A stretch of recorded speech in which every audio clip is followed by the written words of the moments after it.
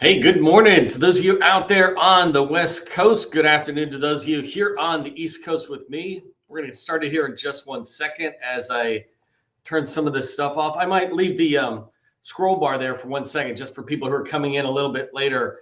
But I'm excited to see everybody engaging. If you come to my trainings a lot, I do 200 or something every year at least. And you'll know that I took 2 weeks off recently, but I'm back rocking and rolling. And apparently I got a good topic because we have over 350 people registered, over 100 people showing up, 140 people showing up early. So thank you very much for doing that. I really want to drive home a tip I give over and over again. And I don't try to come up with a new tip that's unique. I really like giving tips that are important. So if you haven't listened to the audiobook, 7 Habits for Highly Effective People, go ahead and listen to it. Today's topic that we're going to go into, deals with some of the challenges maybe that we might be facing out there in the government contracting space. But when you have solid habits like Stephen Covey teaches in the 7 Habits for Highly Effective People, you almost use it as a mentor. I've heard people be interviewed before. Who's your mentor? And they would say different things. And for me, my mentors are people like Stephen Covey and Zig Ziglar. These people who just became really dedicated to their one core competency. And so Stephen Covey reminds me over and over again of habits like be proactive, begin with the end in mind. If I'm looking at 2025, which we're going to talk about, what's the end in mind we want to talk about? So I'm going to dive right into the training here. But I do want to, again, thank you for those of you showing up early and on time. I really appreciate when you do that. When you do that, LinkedIn puts the word out to other people and says, hey, we're live. The other thing is make sure I'm not going to be able to keep looking at the chat. I was looking and there's a lot of engagement, which is awesome.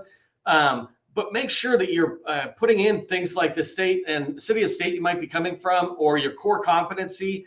Like I was looking at, Foster's Electric. I think that lays it out fairly clear. Some other people are talking about here's somebody from Northern Virginia and Illinois and Oklahoma.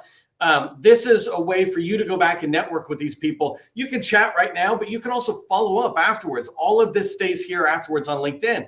So you can follow up. I can follow up with, let me grab a random person here. So I'm looking at Eric Peterson. I'm looking at Sam Brown or Matthew Parley, right? I'm looking at some of these people here, Larry Hunt. And you can reach out and say, hey, Larry, I saw you at the training. Love to catch up or love to just connect. So we're connected. This is your network. And I'm just here to train. So let me start off with just an opening thought that I had around, because I'm a big fan of books, right? An opening thought around our topic today and success in 2025 for government contractors. But I've got this book too, Who Moved My Cheese? And the first time I read this guy, I signed my books, but apparently I need glasses. But I read this book in 2001. So 24 years ago, I first read that book. And I sign my books every time I read it so I can see that journey of my growth. But one of the main points of the story of this book, Who Moved My Cheese, was about this idea that, these 4 characters, Hem and Haw, Sniff, and Scurry, were sitting around in a room and there's cheese and it comes down all the time. And every day is great. Every day they come in, they sit there, they get their cheese. And one day the cheese is gone. And they have to deal with this problem. And when the cheese was gone, Hem and Haw sat down and basically complained about it. Right. First, they were like confused. What happened? Where'd it go? They were trying to figure out maybe something's wrong with the machine and things like that. Right. And eventually they started getting really frustrated and mad, but they didn't do anything about the problem. They just sat around the problem. Sniff and Scurry were mice. And so they were less, intellectual about the whole thing or dwelling on the problem. They saw there was no cheese. They're like, oh, man, there's no cheese. So they put on their shoes and they went out into the maze. And they went to find more cheese. Took them a little bit of time, but every single morning they got up, they put their shoes on, and they went out looking for cheese. And the thing that Hem and Haw eventually realized that Sniff and Scurry never even really cared about was that there was signs that the cheese was going to stop coming down that chute and being there, right? The cheese, it used to be a ton of cheese, and it was slowing down, and pretty soon it was almost like just enough cheese, and then the cheese was gone.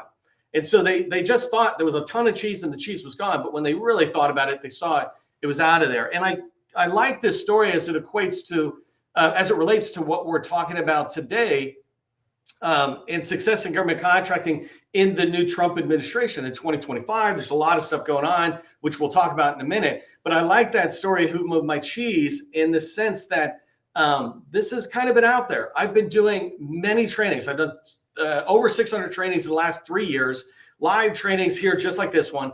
And I've done multiple trainings where I sat there and said, if Democrats get elected, they think they kind of focus on this. And if Republicans get elected, they focus on this. I am not a publicly political person. I do not share my thoughts. I'm a business guy here. I'm a coach, right? But I can look at what the Republicans state that they want to do, the Trump administration, and I can look at the Democrats and what they talk about wanting to do. And so these things were kind of signals to us that I want us to pay attention to, because there's more signals coming down, and this should drive our strategic planning for 2025 and really the next couple of years as government contractors. I am in no way trying to take a stance on a particular thing. I'm here to talk about how can you succeed in 2025 as a government contractor with the changes that are happening, with the decisions that are being made by the administration. So that's what we're going to dive into. We've got well over 200 people who are live right now. Remember, this is your network, right? So I'm going to share some training that I think is really going to be helpful to you. It's what I tell my customers, right? So this is literally what I tell them.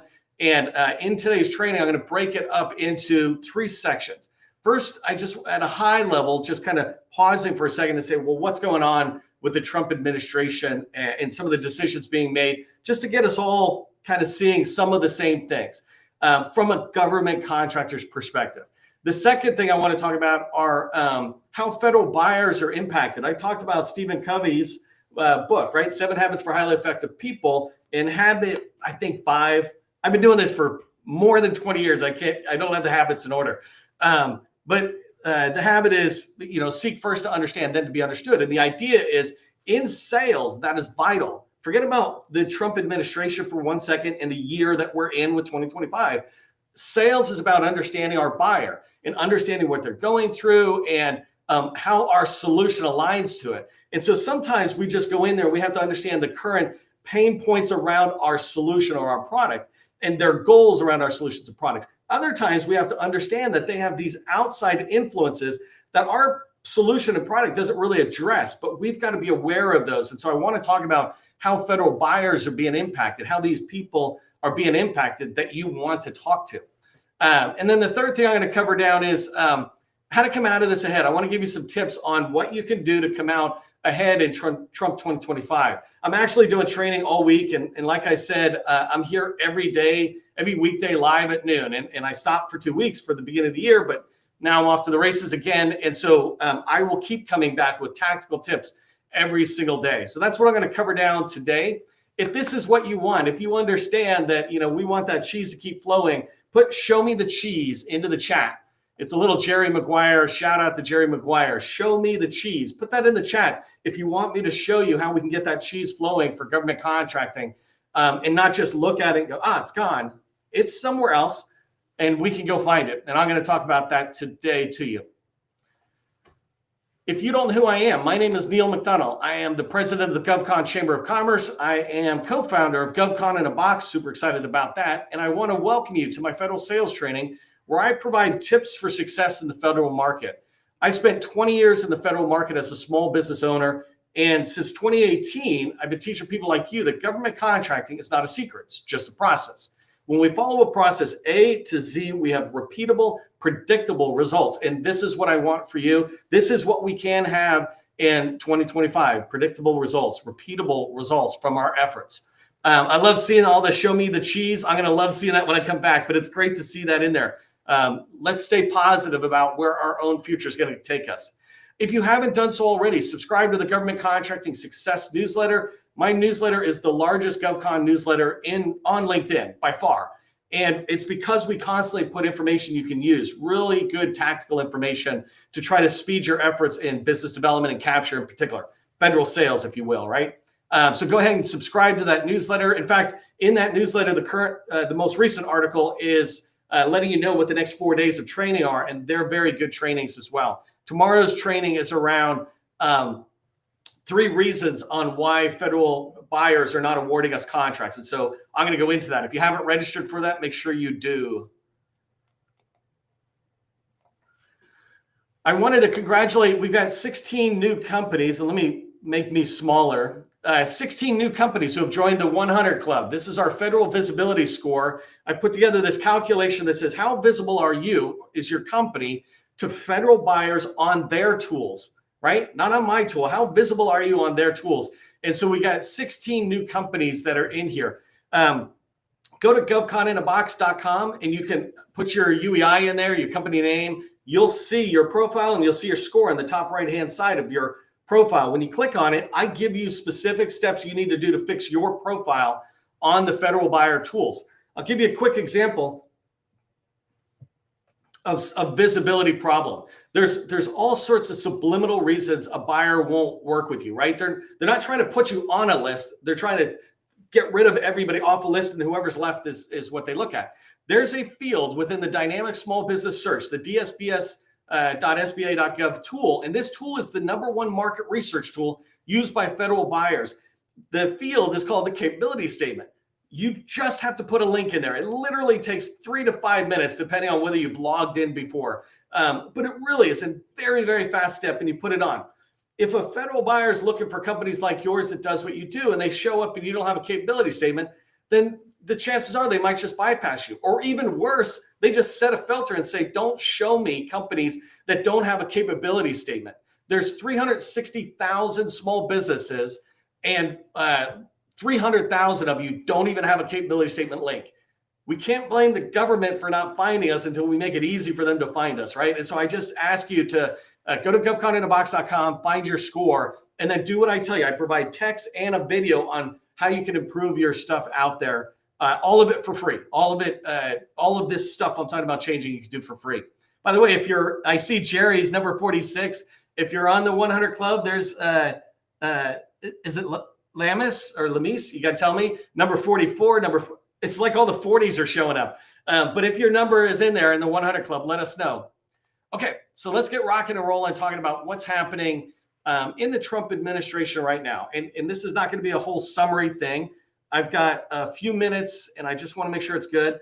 Do me a favor. Somebody give me a slide check, because I'm just looking at my own image, and it looks like it's not showing. Somebody just tell me you can see and hear me, and I'm going to keep talking as if you can. Maybe we're maxing this out because we're almost at 300 people live. So one of the first things I want you to understand about the Trump administration and what's going on today in just the executive branch and government contracting, it's not new. All presidents in their first 100 days, their first year, they're coming in like, oh, we got a lot of stuff we want to get done. We're going to get it done, right? And again, I'm not trying to be political on either side. I'm just speaking facts as it relates to us as government contractors. All good. We see you. Thanks. Okay. Thanks, Melissa.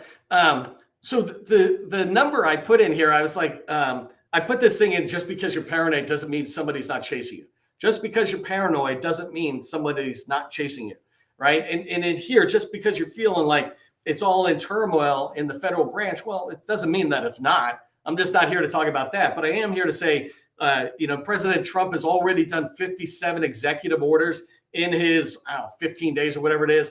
Before him, President Biden did 42, Obama did 19, and Bush did 11 around these same time frames. And so this is kind of normal for them.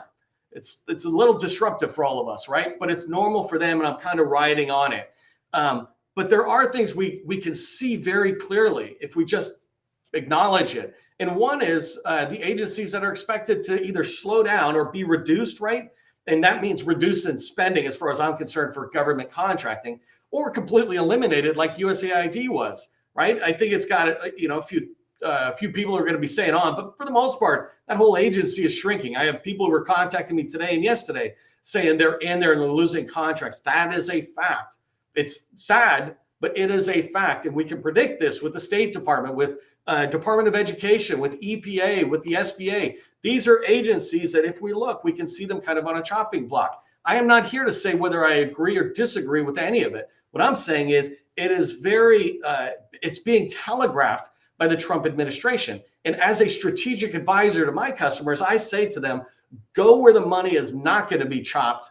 Don't go over to Department of Education, which is on the chopping block, right? As a government contractor. I'm not trying to think of it at a broader political perspective. I think that's the last time I'm going to say it. I'm not thinking of it this way.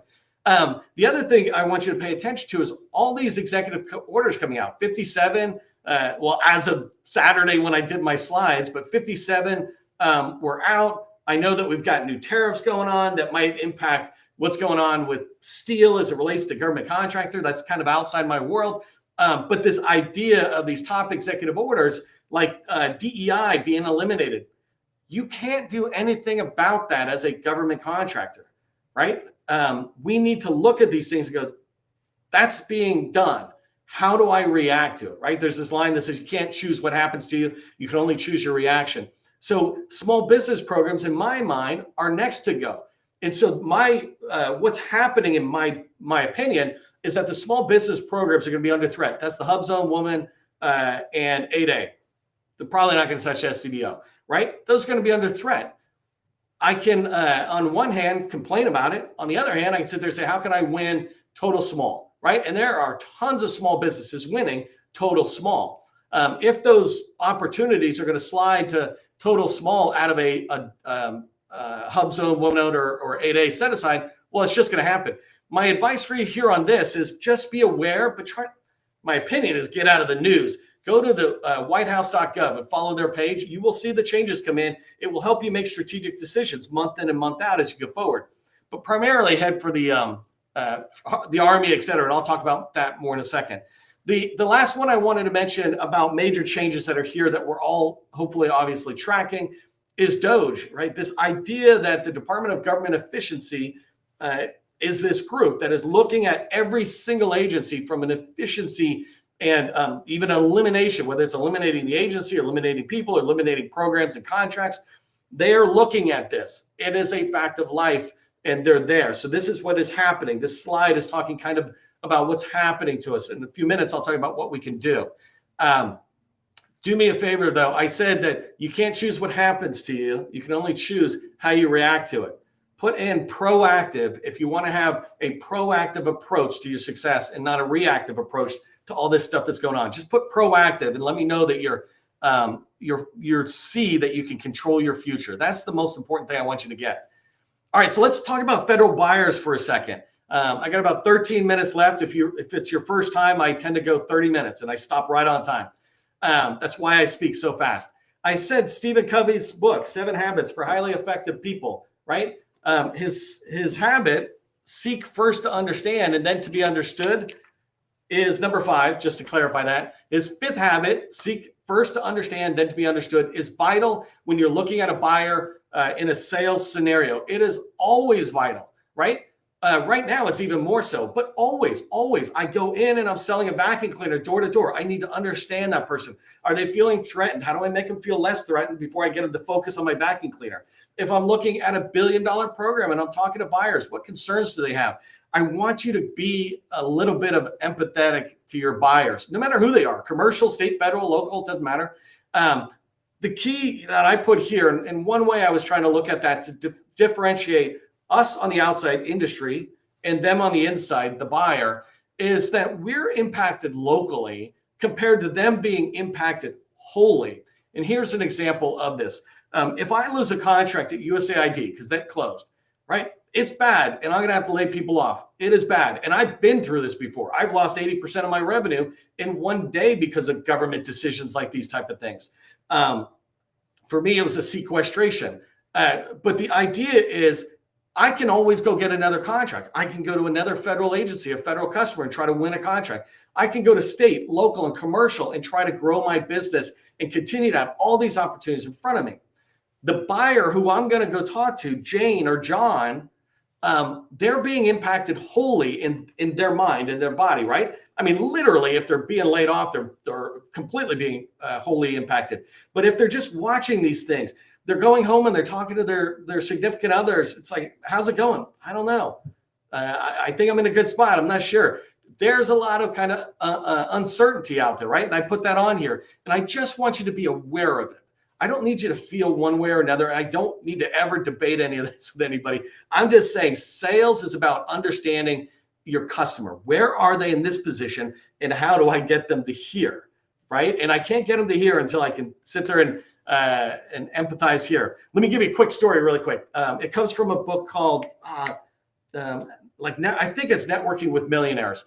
But the whole point of this book was AT&T was going to fire this company who was doing a lot of stuff. No, excuse me. AT&T was going to get fired by this company, like let's call it a big oil company, who was using thousands and thousands of lines. And this president was just furious at AT&T for whatever reason, bad service kind of thing. And so anyways, they sent their best salesperson in there, and they went in there and they just tried to get a couple seconds. And this president just ripped into him, yelling, blah, blah, you guys suck, blah, blah, blah, all this stuff, right? Just laying in it was only supposed to get 5 minutes. He kept them there an hour. The salesperson never even opened their mouth. They just sat there and listened. And the president at the end goes, well, I got another meeting, but you were good. Why don't you come back tomorrow? So he came back the next day. And for 45 minutes, he was laying into him. And then pretty soon he's like, well, maybe some of it could have been us. We could have done something different. And my point was, sometimes you got to let the buyer vent or whatever it is. You got to understand that buyer until they're in a position to hear you. Then you can be understood. And that's the idea here. We've got the resignation kind of stuff that's going on. And the federal agencies, we've got spending freezes, hiring freezes. These things are impacting the federal worker who is our federal buyer. And us just kind of understanding that will be good. Hey, if you're getting screen freeze, I had a little bit of that myself. I think it's just because we're kind of hitting LinkedIn's max thing, but that's a good thing. Do me a favor, put in the chat if you understand what I'm saying. Seek first to understand, then to be understood. Just put understand into the chat. Understand. When you understand your buyers, you're going to have success with them. Hey, actually, while you're doing that, if you give me a quick second, I do a ton of training for free. I just want to do one little pitch about my service. If you're looking for federal sales coaching, I've got 20 slots, 10 are full, 10 left for all of 2025. If you're interested in being part of that, I'd love to have you check it out on govconchamber.com/coach. This is a paid program. So I do all this training for free and I teach the how for free because I'm only working with 20 people out of hundreds of thousands, right? So I want to teach what I'm helping coaching people do. If this is something you're able to do, check out govconchamber.com/coach. And maybe somebody would be generous enough to throw that into the chat for me. I want to get to, though, how do you come out on top in 2025? I know we've got things happening to us. Now we're choosing our reaction, right? We can choose this. And these are just a few tips that I want to give you on how you can be looking at 2025. The first thing is, and don't overthink this, but act like DOGE was your idea. One of the things that I tell people about change, and I've learned this, I think I first learned it when I was in the Army. I don't know if you know this, but I was in the Rangers, and everybody in the Rangers did what the next higher rank said. When I went to the regular Army, I'd watch like privates talk to a first sergeant, which is pretty high up there. When I was in the Rangers, right, if I was an E1, I was listening to an E2, and an E2 listened to an E3. But this idea that I picked up was that in the Army, the commanders or whoever is in charge wants to hear everybody's opinion. But when the decision is made, the decision's made, let's move out. And that really got drilled deeply into my mindset, my core, is this idea that I'm going to talk to you all day long why I don't like the idea or why we think we should go this way. But the minute the decision's made, I'm going to sit there and act as if it was my own. That's how much I'm going to embrace the decision. The changes happen. Now it is time to move to the next step. And so I act like it was my decision. I really love that idea. And I tell people who I work with, I'm like, look, I might resist your idea, but don't worry. Eventually you'll wear me down. And then I'll think it was my idea. Not really, but like that way, right? And so I want you to do the same thing with DOGE. Act like Department of Government Efficiency was your idea. Look at whatever you sell. It could be cleaning services for janitorial or construction flooring services, cybersecurity. It could be software development, whatever it is. Look at this and go, how can I sit there and find efficiencies in there? How can I kind of embrace this idea of what DOGE is trying to do, right? You can resist it or you can turn it into your own idea. I have a customer I'm working with right now. We have identified an opportunity that's well north of $100 million a year spent by the government. And we came up with a solution to reduce that by 90%. So basically from $100 million spend to $10 million. That is something the government would want. And that is something that could give my customer $10 million in revenue that they didn't have before because they're thinking from a DOGE perspective. That's the first thing I want you to think about. The next one is embrace, when you think about target agencies you're going after, make sure you're embracing those agencies that have spending stability. And what I mean by spending stability is that they're not the Department of Education. The Department of Education spending is going to be cut if that agency is not going to be eliminated completely, right? No opinion about it. That's just a fact that that's going to happen. But if you look over to the Army, that's not going to happen. The Army spending is not going to drop. And so you look at these departments or agencies where you see the spend is going to happen or where you can manage that spend. You want to look to an agency that seems like you can get $5 million a year, $50 million a year when you're at the right size, right? Predictable revenue going out. I'm going to talk about both these things, DOGE and stability or agencies on later this week. I have planned training, so you can go sign up for it on LinkedIn. But DOGE, on Thursday, I'm talking about how to integrate AI into everything you do. And it could be construction or toilet cleaning. It doesn't matter. AI can fit everywhere, and it's important for you to figure that out. So on Thursday, I'll talk about that. That's February 13th. And then on the day before that, on Wednesday, February 12th, I'll be talking about which agencies are best for 2025. This is exactly what I'm telling my customers, right? They're paying me for this information. I'm giving it to you for free. I'm helping them get into those agencies. But I'm telling you exactly the information I would tell you if you paid me for it. So that's on Wednesday.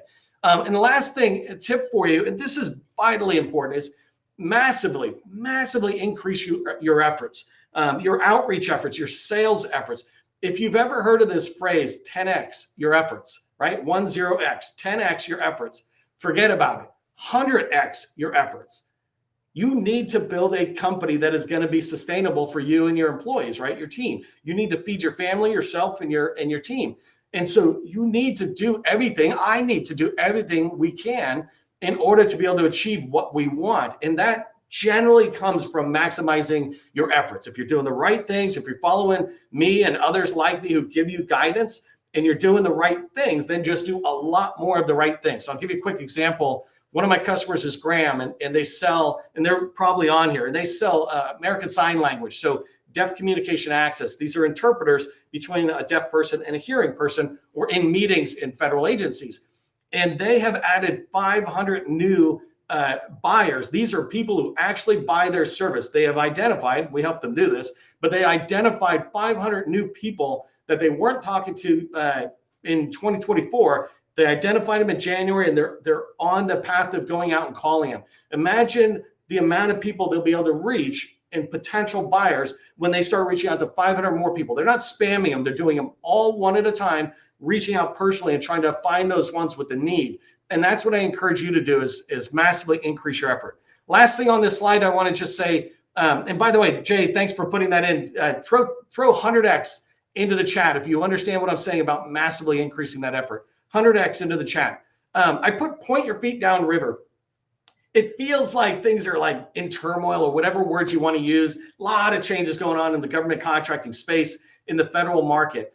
When I was a whitewater rafter and we go in these raging rivers and they're heading down, and if you fell out, first thing you're supposed to do is try to get to the boat, reach the boat, but the boat's always gone. And so the second thing they say is, if you're stuck in the river and you're not able to get to the boat, don't try to do anything crazy. Flip over on your back, point your feet downriver with your toes up towards the sky, and you will basically become a twig riding on the river. And I'm encouraging you to kind of think that same way in government contracting. Just roll with it. There's raging times, and then there'll be calm times, and then it'll rage again, and then it'll go on to a long stretch where everybody has a beer and a hot dog on the inner tube or something, right? But just roll with it. Point those feet downriver. Here's what I want you to remember out of today's training. Admit that the cheese of government contracting has moved. It has just moved. Put your shoes on like Sniff and Scurry and get out into the maze. Go find another source of cheese. It is there. You might have to rethink what your core competency is, but it is there. Get out there into the maze, searching for that cheese, and search for it every single day, all day, 8 hours a day minimum, right? You're trying to grow your company, make sure your company has the contracts you want. You've got to get out there, and that's that 100x the efforts on there. Again, if you're interested in coaching, go to govcommchamber.com/coach. And for everybody, come to tomorrow's training. But for now, remember, government contracting, it is not a secret. It's just a process. Part of the process is ending on time. I'm out of here. I will see you in the next training.